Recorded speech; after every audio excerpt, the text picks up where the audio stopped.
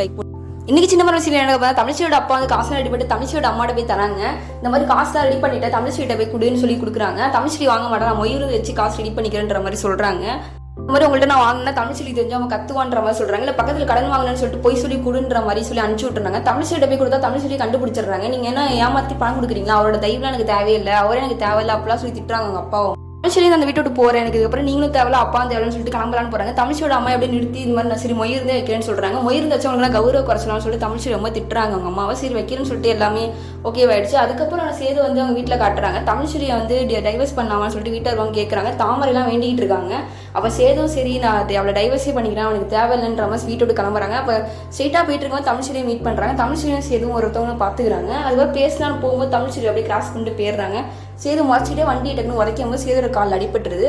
சேது அப்போ கட்டும் போது தமிழ்ச்சி திரும்பி கூட பார்க்கலாம். சேது அப்படியே ஷாக்காக பார்க்குறாங்க. அதோட இந்த சீரியல் முடியும். ராஜாங்கத்தோட கட்சி தலைவர் மூலியமா ராஜாங்க மொயிருந்துக்கு போவாங்கன்னு நினைக்கிறேன். இந்த வீடியோ லைக் போடுங்க.